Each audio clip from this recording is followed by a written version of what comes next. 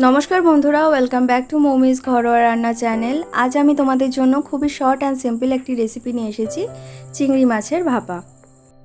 চটজলদি এই রেসিপিটি কিন্তু যতটাই সুস্বাদু ততটাই সহজ। তো চলো কথা না বাড়িয়ে রেসিপিটি শুরু করা যাক। এখানে আমি 200 গ্রাম চিংড়ি মাছ নিয়ে নিয়েছি। চিংড়ি মাছের খোসাটা আমি পুরোপুরি ছাড়িয়ে নিয়েছি। তো এখানে আমি নুন হলুদ মাখিয়ে রেখে দেবো প্রায় 10 মিনিটের মতো। তো এই পাশে দেখো আমি একটা মশলা করে নিয়েছি। 2 টেবিল স্পুন পোস্ত নিয়েছি, 1.5 টেবিল স্পুন মতো নিয়েছি এখানে সাদা সর্ষে। এই দুটো উপকরণকে আমি আগে শুকনো গ্রাইন্ড করে নেব।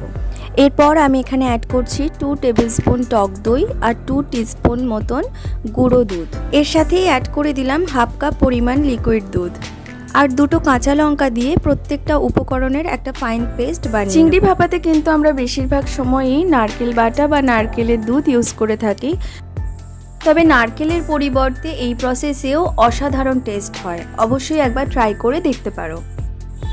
এবার এই পেস্টটার মধ্যে পরিমাণ মতো লঙ্কা গুঁড়ো, হলুদ গুঁড়ো, নুন আর পরিমাণ মতো সর্ষের তেল অ্যাড করে দিতে হবে। খুব ভালোভাবে মশলাটাকে মিশিয়ে নিয়ে এখানে আমি ম্যারিনেট করা মাছগুলোকে দিয়ে দেব।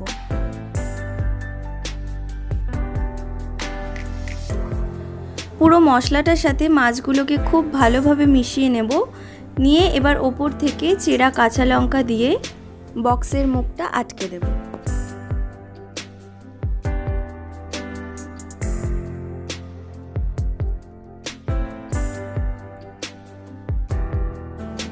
এরপর দেখো কড়াই কিছুটা পরিমাণ জল আমি আগে থেকেই গরম করতে বসিয়ে দিয়েছিলাম।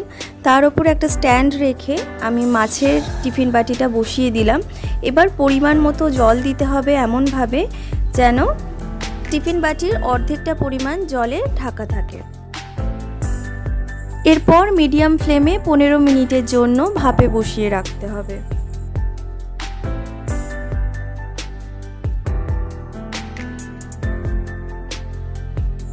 তো চিংড়ি ভাপা রেসিপি পুরোপুরি ডান। দেখতে পাচ্ছ এই টেক্সচারটা কত সুন্দর এসেছে আর মাছগুলো প্রপারলি কুকড হয়েছে। প্রপারলি এই প্রসেসে চিংড়ি ভাপা বানালে কিন্তু দুপুরের ভাতটা একেবারে জমে যাবে তোমাদের। আজকের রেসিপিটি কেমন লাগলো অবশ্যই কমেন্টে জানাবেন। আর আমার চ্যানেলের রেসিপিগুলি ভালো লেগে থাকলে চ্যানেলটি সাবস্ক্রাইব করে পাশে থাকা বেল আইকনটি প্রেস করে দেবেন, যাতে আমার প্রতিটি ভিডিও নোটিফিকেশান খুব তাড়াতাড়ি আপনাদের কাছে চলে যায়। তাড়াতাড়ি ফিরে আসবো অন্য কোনো রেসিপির সাথে। ভালো থাকবেন, সুস্থ থাকবেন।